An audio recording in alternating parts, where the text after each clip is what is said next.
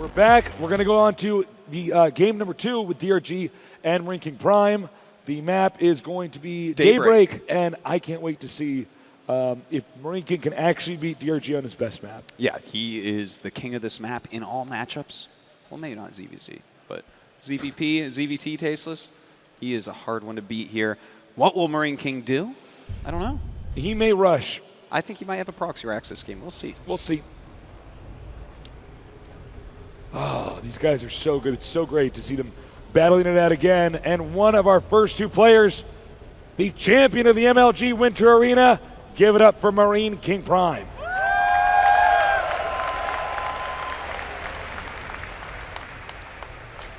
DRG, the assumed to be champion of this MLG, based off of his incredible skill and recent success in the GSL. Make some noise for DRG.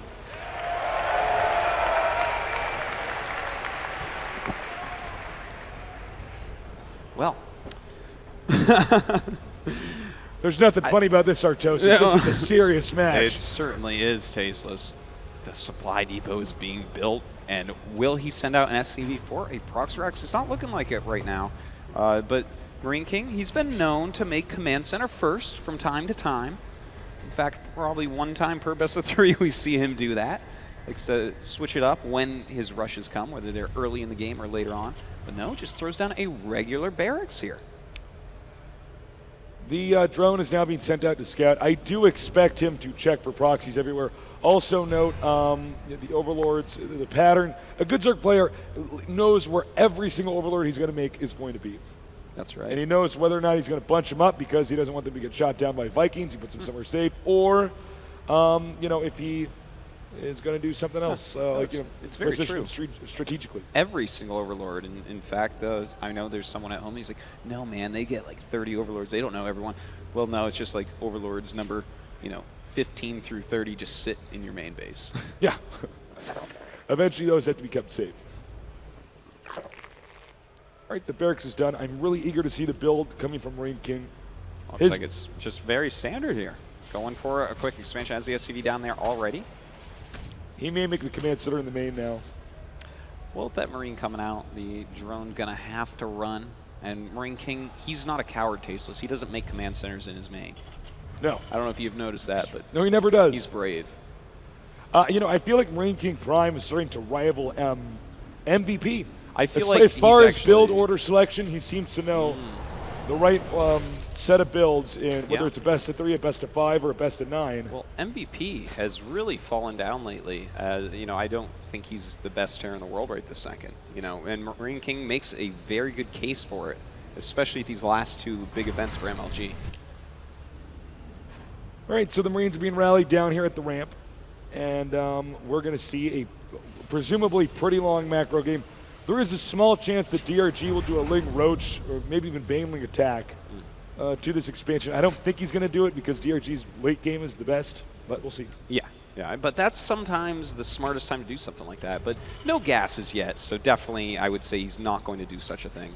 MarineKing once again going into that factory. Now, will he mech on this map? We do see mech on this map more than on a lot of other maps. You can really defend quite easily, but you have to be careful because if you go mech here, DRG can much more easily get the additional bases, the 4th base, the 5th base, and then go mass Broodlord Corruptor, which is, the way you're going to have to do it against that. Well, once you get that 4th base, I guess we call it the positional base, whether it's center left or center right, that's usually where we see all the skirmishes start to begin, with late game skirmishes, because you get the why is the word escaping me? The Zelnaga Watchtower, get a few sensor towers, and then it's basically this Broodlord push that's insane. Yeah. Those Broodlord pushes are completely crazy. We see some players do it just so beautifully on this map that it seems like, oh my god, how would you ever stop that? Well, there's so many places to hide, not hide, but to position the Broodlords where it's really hard to hit them. Well, MarineKing looks like he's going to go for a standard bio play. He's got the Reactor to Hellion. Is he going to do that Hellion Marauder push, though? I don't think so. That normally comes started off a Reactor to Hellion on one base. I think he's just going to probably start Stim as quickly as possible so that he's a little bit more safe later on. the Hellions will be used to clean up the creep on the map. You do not want to let the Zerg, especially DRG, get a lot of creep, especially because of Banelings. Banelings move so much quicker. DRG already prepared for the Hellions to approach from that angle. I love how far his creep was. And that Overlord was kind of funny. He just went in, saw gas, saw nothing else, let him sit there until he died. Kind of an interesting choice of that Overlord. If you leave him there, of course he's going to go down. You may as well send him in further and see if you can see more buildings. But DRG actually taking a very quick third for a Zerg in this matchup. And he has gotten a Roach Warren, so he's going to just defend it with Roaches. And it's a fine choice. In case you're wondering why, why is the hatchery not being canceled, it's because Hellions do not kill buildings quickly. So he actually has all the time in the world to let that hatchery finish and then drive him out with Roaches. Stylistically speaking, there's really two ways that you take the third base in this matchup against Hellions. Either you wait a long time and get a lot of speedlings, then take it around the time that your layer's finishing. Like, for instance, Leenock does that all the time. Yeah. Or, conversely, you can go ahead and just take a quicker third, but then you make Roaches, which become kind of useless a little bit later on. And, players, for instance, Sen does that a lot. And DRG, he's shown us he is completely capable of both. We're getting double evolution chambers here. So upgrades are good. Yeah, upgrades are very good, as it turns out. I don't think we're going to have an early mutas coming up here. By the way, a little skirmish. Now, with the Marines here, the Roaches are nowhere near as effective. And remember, they're not really mobile units, so this is a small loss, but it's a big game here. So every little unit counts. A nice little victory there by MarineKing. And, the reason that he took out those Roaches is those would be annoying for a good portion of this early game, and that's going to allow him to harass more with his Hellions. In fact, he's continuing to make Hellions out of that reactor factory. So with those Roaches dead, that's going to force DRG to make some more Roaches at home.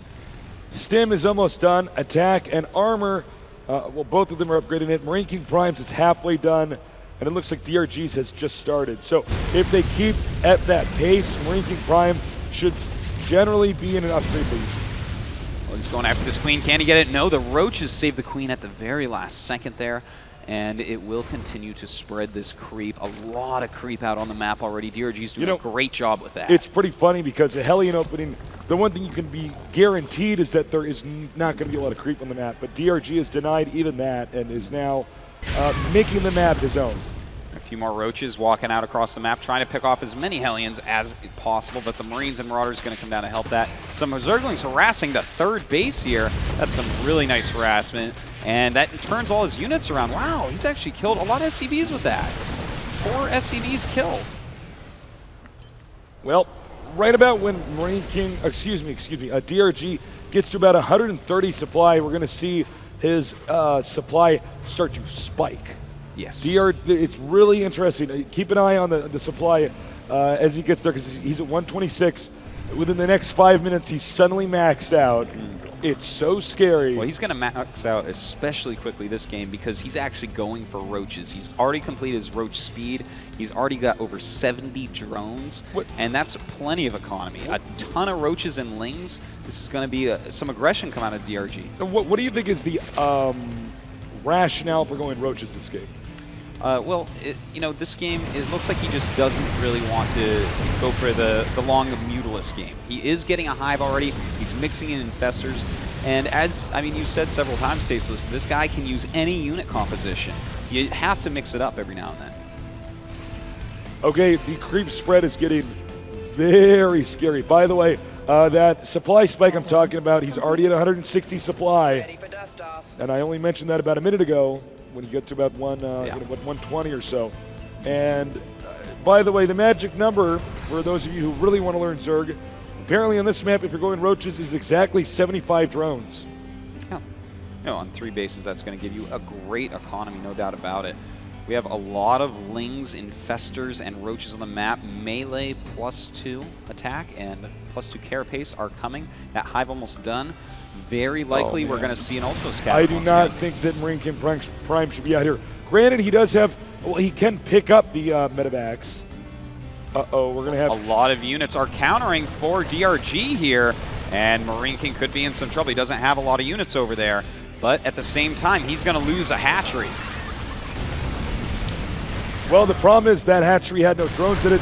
This expansion rich with SCVs. Oh, and look at this. The Ling's coming in from the side. A lot of damage being done here. And in fact, this little counterattack is really hurting MarineKing. MarineKing's trying to move up with his small forces towards the other base. I think that may be too many roaches. Indeed it is. This is going to do a ton of damage. Chase in the meantime, bungling everything off, and it looks like he's cleaned up MarineKing's attack while getting into MarineKing's natural, and his supply is up by almost 100 at this point, killing off so many workers, and it is 167 to 78. He is just pushing forward. MarineKing, he doesn't have a chance. Yeah, it's one of those situations where DRG, he was not tampered with enough. He just has too much of everything. Even after this attack where he lost a lot of roaches, he's at 151 supply, and that's going to spike right back up very quickly. Indeed it is. A Greater Spire has been started. 2-2 for melee is coming, and Zergling's running in here. Going to do a lot of damage. Even if you defend with tanks, the splash damage is going to hurt you. I don't know, man. I do not think MarineKing can recover. Yeah, it does not look like it right now. Uh-oh. Fungals. Oh, man. Beautiful fungal growths going off. Infested Terrans coming out to help with those medevacs.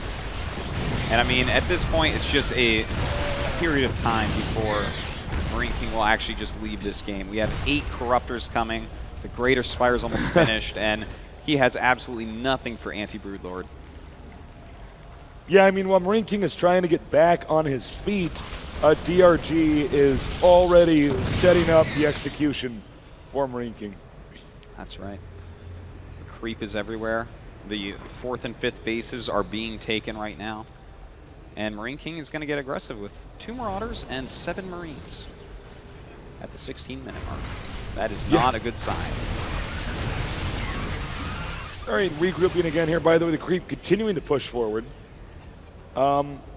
Looks like DRG just wants to make sure his drones get to that 5th base of his, and we're probably going to see yet another attack here with these Lings and Infestors. Probably a Fungal or 2, but mostly Infested Terrans there to gun down the Orbital.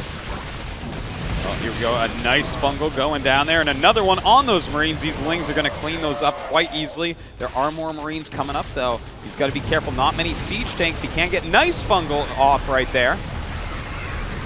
And DRG just, I mean, whittling him down more and more and more. Yeah, you can actually get away with this. It's basically referred to as trading when you're so ahead. Like, he's at, what, 84 supply. DRG is 20 supply away from being maxed out. He can just keep making that exchange happen over and over and over again, because eventually MarineKing Prime is just not going to have the army to expand. Yeah. Well, a lot of Broodlords are being made. He's just pulling them up right now. Not a single Viking on the map, not a single Ghost. No Thors, just a handful of Marines. 3-3 is going to finish for him, so that's nice. But with Infestors and Broods, it's just going to be almost impossible for MarineKing to stop the next attack. I can't believe MarineKing's even pushing. Well, you know, that is MarineKing for you. He needs to attack all game long. That's how he keeps his rhythm. That's how he keeps Zerg in check. But the Broodlords are moving south, and MarineKing just scanned them. He has to be scared right now, Tasteless. All right, he needs to evacuate now. Unsiege, get out. Looks like some of these tanks are not going to make it out there. This should be the finishing blow. This Doom Ball is going to head. Oh, nice. Beautiful Fungal right there. Going to take those down with the Infested Terrans with ease. Broodlords moving across right now. It is 91 supply to 188. DRG about to max out here, just rallying across the map. MarineKing, valiant effort, but DRG definitely outplaying him here this game. Okay, here come the Broodlords now. Note the position of the Broodlords. It's so perfect. It's so hard to actually get to them. The Infestors below to protect them. That's right. Fungals on those Marines can help out a lot. They want to stem and run under the Broods, just like they're doing right there, trying to target one down, and he doesn't get it. Nice pull back there by DRG, just massacring all these units, and we should be seeing GG pretty quickly here. Yeah, I mean, he's just overrunning this army here. This is, the point of no return. We're going to have to go to game number 3 here with DRG against MarineKing, as DRG on the map that he prefers to play on has dominated. GG. And DRG tying it up 1-1. A very epic and close series so far. I want to point out that MarineKing won on the smallest map, dual site. Biggest map, Daybreak, DRG won. What do you think about that, Day9 and DJ Wheat? I think you've said only true things, Artosis. That's what I do. And I do think that the danger of Daybreak is the fact that MarineKing can't really get any of his aggressive techniques up off the ground. We see him most commonly 2-raxing in the matchup on a variety of maps, doing Hellion into mech on dual site, and then on Daybreak, MarineKing was very much so ultra late game oriented. 2-2 was done before Combat Shield, and DRG just blasted down the front door. I do think, though, that this map choice is definitely going to mean that MKP is probably going to be a slight favorite going into Game 3. Yeah, and I mean, considering that this now best of one determines who is going to be sitting in the championship final, if MarineKing makes it, even if DRG fights his way back, we will literally have a repeat of what happened in Arena. So DRG, he'll have to overcome MKP's map pick, and then that might put him in a role reversal compared to Arena. So very, very important game for both these guys. And I did want to note, for any of you who haven't been updated on all of the results, in the final round of the lower bracket, Ganzi defeated JYP, Violet over Alive, Huck over Sake, and Naniwa over MC. A pretty big surprise there. Ganzi is now playing Violet with Violet up 1-0. Huck is currently playing Naniwa with Naniwa up 1-0. Those two matches determine who plays the loser of this series. That's that's so interesting, the results of this tournament. The story is unfolding. We're going to be getting closer and closer to the finals. I want to see game number 3, so I'm going to throw us to a commercial so we can get that going. Stay tuned.